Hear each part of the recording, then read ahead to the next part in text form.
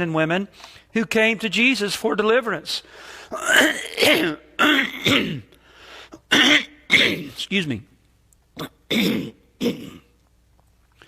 Who came to Jesus for deliverance during those years of his ministry. This man is the very worst of them all. A legion of demons has nested in him. This is highly unusual. He is abandoned.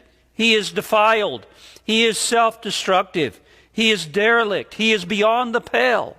In this incident, he does not stand as the spiritual symbol of the ordinary sinner without Christ. He stands in Luke 8 as the sinner in the pits, as far from God as a man can be, as far from men as a man can get. His mind and will and body all fiercely depraved. He is the extreme. He is thrown out of bad company. His own brothers and sisters disown him.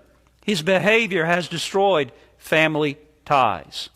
It is this man who came from the tombs to meet Jesus. Now listen, if ever there could have been a man whom Jesus would have refused, it would have been this man. If there had been a sinner whom God on this earth would reject, it would have been this man. But now let me ask you, my dear friends, when this demon-possessed, pitiful, wretched, sin-ridden man came from the tombs to Jesus, is that what Jesus did? Did he refuse him? Did he push him away? Did he get away from this guy as fast as he could? Did he turn up his nose and say, "Oh, what a disgrace"? No, not Jesus. Now, this is the way people reacted to the man, but not Jesus. How did people react to this man? They tried to chain him, hand and foot, and to keep him under guard. They left him out in the tombs to fend for himself and would have nothing to do with him. No one in Gadara did anything to try to help him. In fact, nobody could help this man. Nothing can be done, they said. This man is beyond hope.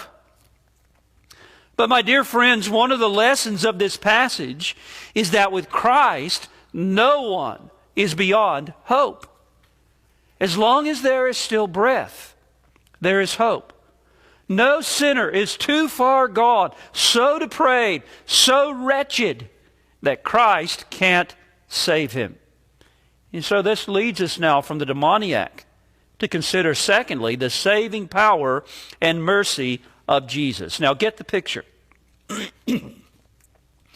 Jesus steps out of the boat, and suddenly this dirty, filthy man covered with cuts and scars runs up to him screaming.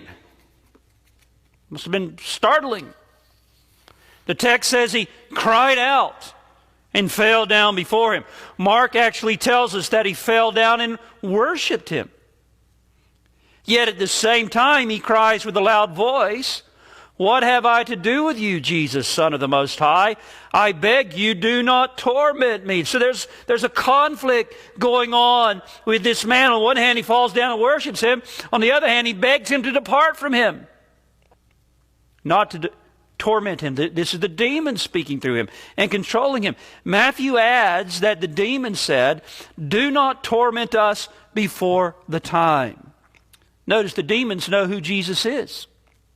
And they know that there is a set time, a time God has appointed when Satan and all of his demons will be consigned to eternal torment. And they know that this Jesus, who appeared to be to the ordinary eye of sense, just any ordinary man, a common man, the carpenter, they knew that he was much more than that. He is the eternal God, the Son, in human flesh, and he has the power to cast us into eternal torment. Verse 31 says that they begged him not to cast them into the abyss.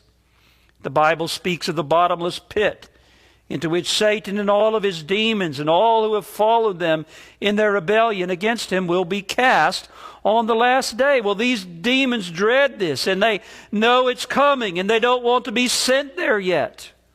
But there's something else